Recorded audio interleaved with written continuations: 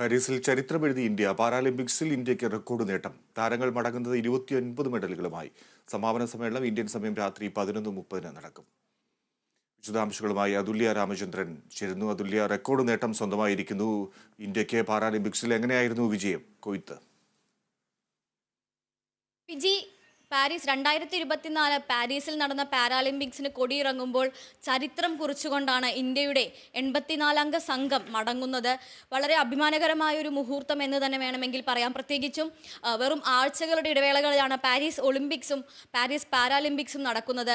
Paris ഒളിമ്പിക്സിൽ 2 അക്കം പോലും തികയ്ക്കാൻ കഴിയാതെ ഇന്ത്യക്ക് മടങ്ങേണ്ടി വന്നപ്പോൾ മെഡൽ നേട്ടത്തിൽ 29 മെഡലുകളുമായി, അതും ചരിത്രത്തിൽ തന്നെ ഒരു ഒളിമ്പിക്സ് എഡിഷനിൽ ഏറ്റവും അധികം സ്വർണം നേടുന്ന, ഏറ്റവും അധികം മെഡലുകൾ നേടുന്ന അത്തരം ഒരു റെക്കോർഡോടുകൂടിയാണ് ഇന്ത്യൻ സംഘം മടങ്ങിയിരിക്കുന്നത് എന്ന് തന്നെ പറയേണ്ടിയിരിക്കുന്നു. 7 സ്വർണവും 9 വെള്ളിയും 13 വെങ്കലവുമാണ് ഇന്ത്യയുടെ നേട്ടങ്ങളുടെ പട്ടിക എന്ന് പറയുന്നത്.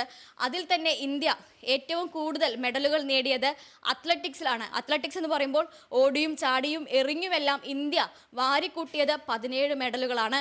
ട്രാക്ക് ആൻഡ് ഫീൽഡ് ഇനങ്ങളിൽ നിന്ന് ഈ 17 മെഡലുകളിൽ 4 സ്വർണവും 6 വെള്ളിയും 7 വെങ്കലവും അടക്കം മെഡലുകൾ നേടിക്കൊണ്ടാണ് ഇന്ത്യൻ സംഘം എത്തുന്നത്. അതിൽ തന്നെ ചരിത്രത്തിൽ ആദ്യമായി അമ്പെയ്ത്തിൽ ഹർവിന്ദർ സിംഗിലൂടെ ഇന്ത്യ സ്വർണം നേടിയിരിക്കുകയാണ്.